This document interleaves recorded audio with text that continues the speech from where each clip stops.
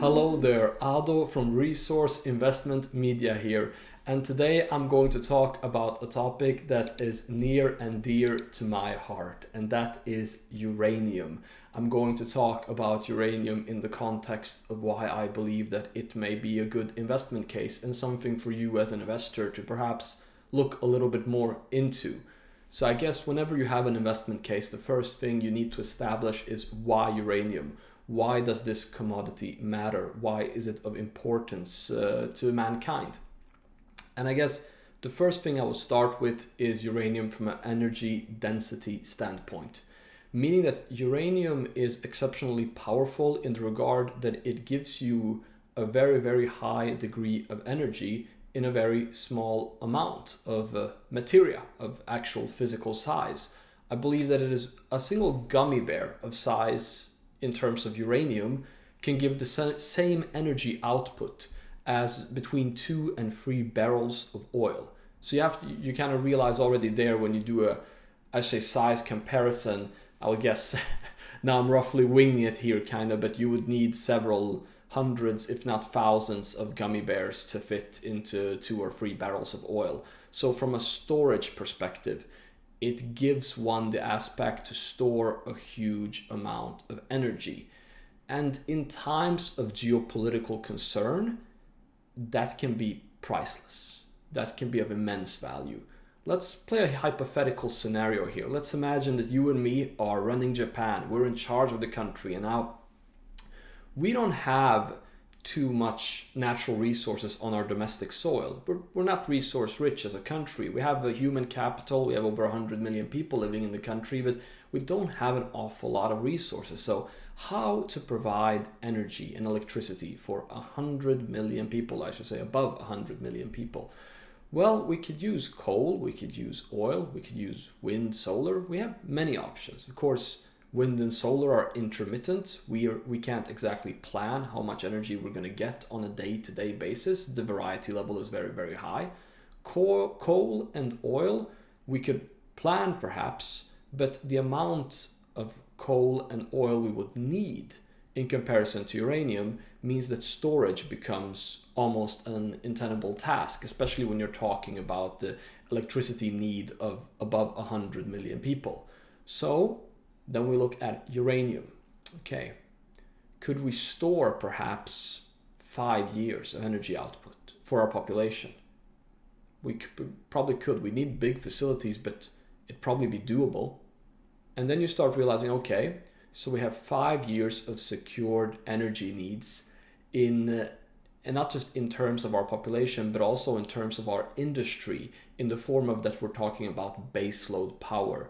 Uranium kind of gives you a daily output that is plannable. Unlike wind and solar, you can create an industrial base around that, because when you're running a big factory, you can't kind of be told like, hey, we might have this much electricity on Wednesday, but Thursday might be a cloudy day, so best of luck to you with the solar. You can't run a serious business where you're competing with other actors, perhaps on the global stage, if that's your energy output strategy. So essentially, uranium presents a almost unique blend of geopolitical security on a nationwide level, energy density in the form that it's so little of it is required to give such a high degree of power, and also the last factor is that it is carbon free, unlike coal and oil. It does not produce any CO2 emissions. As a matter of fact, when you look at how much CO2 is needed to produce solar and wind, I believe uranium strikes even as lower on the carbon emission than both solar and wind, I should say. Now, of course, some of you might feel, so this all carbon talk, it's not quite so founded on reality. I mean, just because we have correlation between something for a period of 100, 150 years, can we really talk about causality in terms of climate that is 5 billion years, I believe the planet is? So you could claim there's always been a climate as long as the planet has existed. You just wouldn't have the mathematical base to say that you have causality here.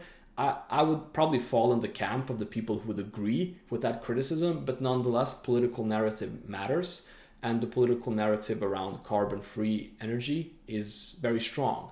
So in that regard, uranium checks the box too. Now that we've established why uranium matters, or I should say even why it matters, not just in terms of its theoretical output, but even the practicality. Many of you won't know that roughly 20% of the world's energy consumption already comes from nuclear power and from uranium. And in some countries, the number is staggeringly higher. I think France might be the highest. I think they're around 70% currently. So you have these outliers that are even a lot higher. But it matters not just from a theoretical standpoint of what it can do. It matters from a practical standpoint of how it's already being used today. So when we established kind of why uranium, we should focus on the investment case for uranium. Why does it matter, not just from a, I should say, interesting energy conversation, but from an investment standpoint? And I guess the first thing we should look at is the current price. Uranium is currently trading for $46.70. Now, why is that number relevant? Well, both the International Atomic Agency, UN-bound organization, and certain other actors within the field, mining companies, have alluded to the fact that you probably need to see a price above $75 in order to incentivize new production. Now, why does that matter? Why does new production need to be incentivized? Well, that's essentially because you have over 70 million pounds annually in shortage in terms of supply in comparison to demand. Now, how that has occurred, because that's unusual in an industry, I guess you could kind of say that the last bull market kind of contributed to a certain oversupply in combination with the Fukushima accident that put a huge narrative blow into uranium, and Japan decided to either permanently pause or stop part of its nuclear fleet and was selling some of its, I should say, reserves in terms of uranium. So you had a bear market combined with a large entity that felt that they were oversupplied, selling into a bear market already, which kind of caused a pretty, I say almost liquidation or depression within the sector. I believe for a while uranium was trading for between $13 and $14. At that point in time, nobody could even be profitable in their production. The only mines that were still active then was because they kind of had long-term contracts that secured prices for them that were well above the $13, $14 range. So the sector was essentially in total liquidation. Now the interesting thing is how there's an expression that bear markets give way to bull markets and bull markets give way to bear markets. And in this sense, I guess that expression is kind of proven true, because the fact that so much production was shut down led to this huge supply deficit, and demand has kind of stayed somewhat intact and is even rapidly increasing now. You've even seen financial players come in who are buying uranium as an investment asset and just storing it, which kind of puts a non-utility demand that wasn't there previously. This also, I should say, combined with the fact that Japan wants to restart part of its nuclear fleet. A lot of countries are looking towards nuclear. If you right now are a European country that is seeing your energy prices soar, you perhaps will both once and twice think about either restarting, permitting more, or just not shutting down some of the current plants that you have, nuclear plants, which all these things combined just creates an increased demand, while once again supply at these current prices probably will not increase. So there we have a unique, almost delicious supply and demand deficit that is very attractive to the investor. Okay, now do we have any other factors that are good for the investor in this market? Well, we have the political winds changing. Right now you have a lot of influential people saying that, I mean, you could, to name one, I guess you could say Bill Gates, maybe not influential positively in everyone's perception, but maybe in some people's perception. Essentially just saying that nuclear is the path forward, and that small modular reactors, which are essentially mini nuclear power plants that can be moved to small islands or even to mining sites, are a revolutionary technology that will be used a lot more. So the political headwinds have changed. Now, what else is good for the speculator in this sector? Well, it's very, very tiny. It's very, very small. All listed uranium companies on stock markets, I think combined, have a market cap that is sub $40 billion. So you have a very, very small sector. For instance, if the sector was to 4 or 5x and become a $200 billion sector, it would still be a small dot on a paper in terms of global capital market. So the sector could grow. And even for nuclear power plants, I think not even 5% of their cost in terms of running the plant is actual uranium expenses for the product. So prices could increase, and the utilities who use it wouldn't, I mean, I shouldn't say they would just be numb to it, that they wouldn't care, but it wouldn't hit them awfully hard. They would still manage to run a smooth operation, especially when all other energy sources around them anyways are increasing in price. So even if they saw a 4 times price increase in the base metal or in the base commodity, it would still perhaps mean that their price increase was lower than the price increase of natural gas or other energy sources. So that is a very, very positive factor of it for the speculator.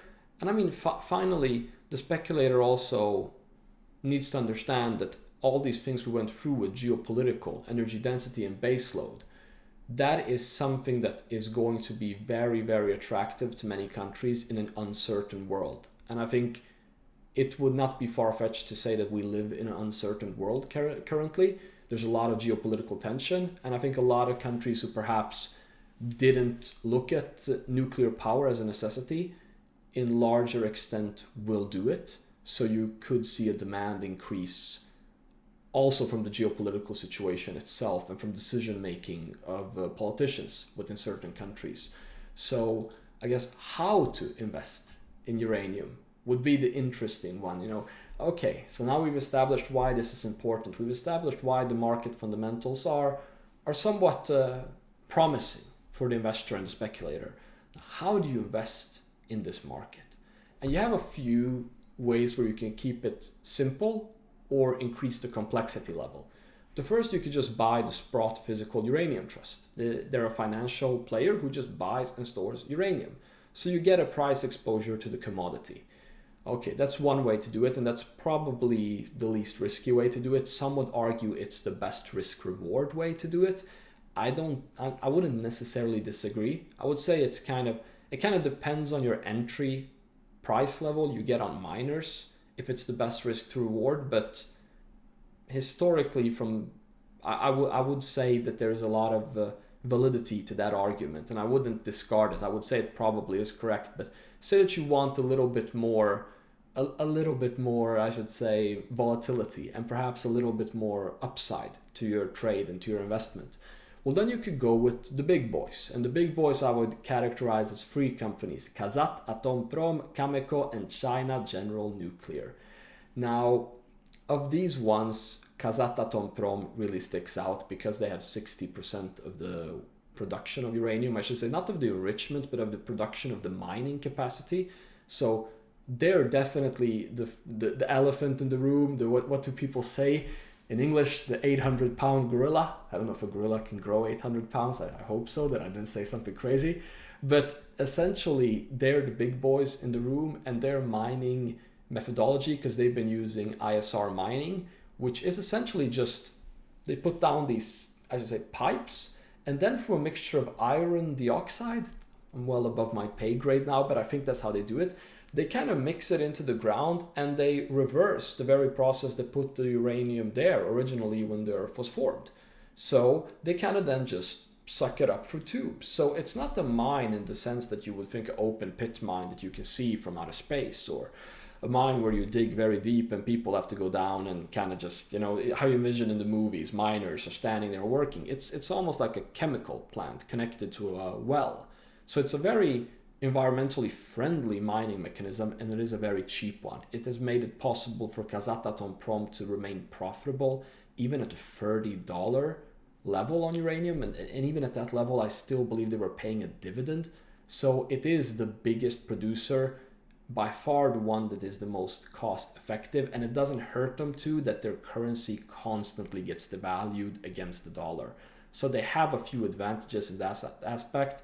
If you think, geopolitical concern is important for the investor, and Kazakhstan is in a military alliance with Russia, which you can have your opinion of whether that's good or bad, but it still does mean kind of that you have to wonder, are you always going to have the ability to invest in that company? Could your investments perhaps be halted? They're trading on the London Stock Exchange. What if they get delisted?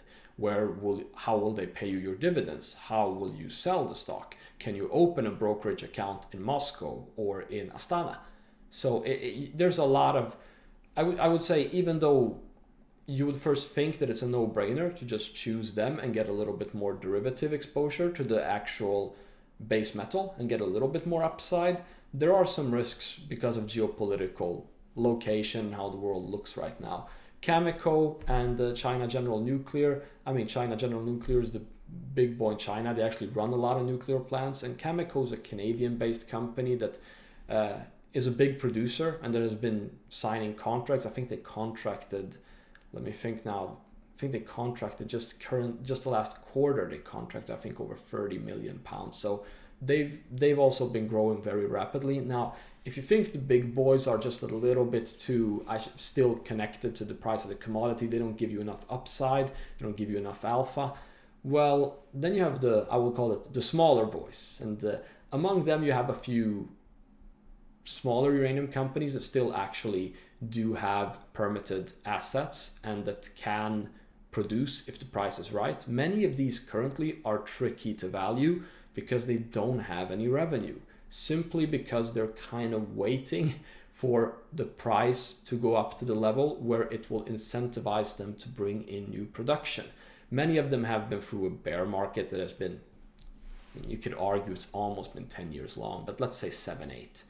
And the cost of capital, the fact that shareholders have had to put in new money, has made them, as I say, reluctant to not sign a deal that doesn't give a good payout. So they've become somewhat picky in terms of the market, simply because they've waited for a payout very, very long.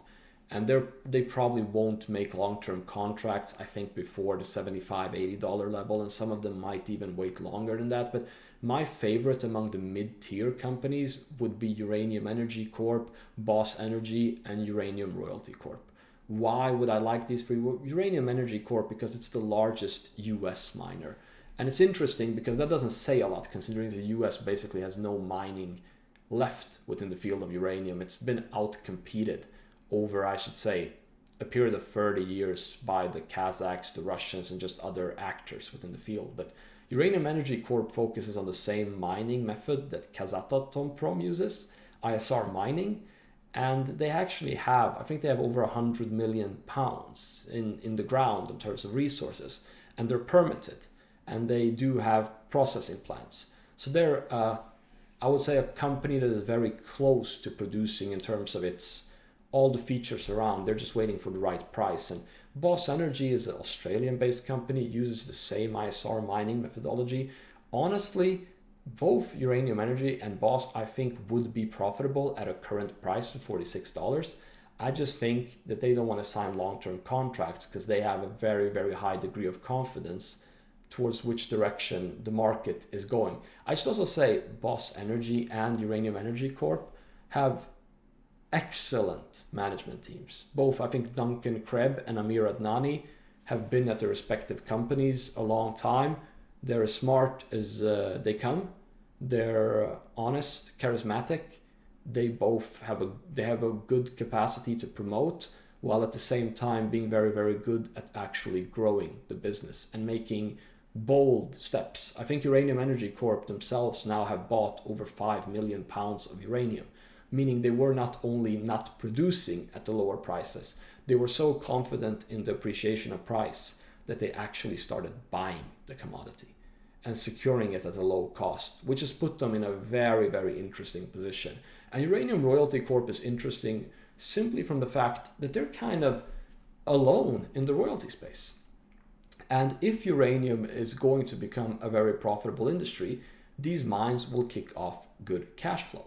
So if you get, I should say, top level from actual income, a few percentages as a royalty company, it can become worth a lot. So they're kind of in their own tier. They're owned, I think 16% of the ownership is Uranium Energy Corp, and it's kind of the same board of directors. There's a lot of crossover between them, but simply their uniqueness, being in a sector, being kind of in a corner of the sector where they're kind of alone, is interesting from the perspective that, not just because it's an interesting business idea, but it's interesting from a narrative standpoint. That if you want to buy a royalty company, perhaps you want 10-20% of your uranium portfolio to be a royalty company, where they're kind of the one you have to choose from. So they're cornering a part of the market perhaps alone, and that never hurts in a bull market where narrative and sentiment is strong. Now let's go to the very, very small juniors.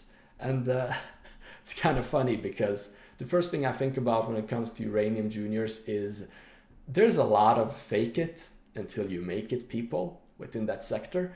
There's a lot of people who are as close to acquiring uranium as you and me are. They have it on their share certificate. Just as I can put a pen now and write uranium on a paper, that's approximately how far away for how close they are to uranium as well. So you have a lot of pretenders. I would even argue of the roughly 70 to 80 listed companies in this sector, you'd struggle to find more than 15 that are legitimate. You'd struggle. Maybe if you wanted to be a little bit kind, maybe you could say, okay, we got 20 here that are at least doing something, or that could become something. But people also don't realize the permitting process. When you have a junior who says, well, we have this amount of pounds in the ground, and that's great. Are you permitted? Because permitting a uranium mine is perhaps the hardest mine to permit, because a lot of people get very nervous when they hear uranium. They get scared, and a lot of people have the mentality, anywhere but here. You could do it in another state, another country, but you're not doing it close to my backyard. So there's the social licensing is tender and dear, and it is not easy to acquire, nor sustain, nor keep.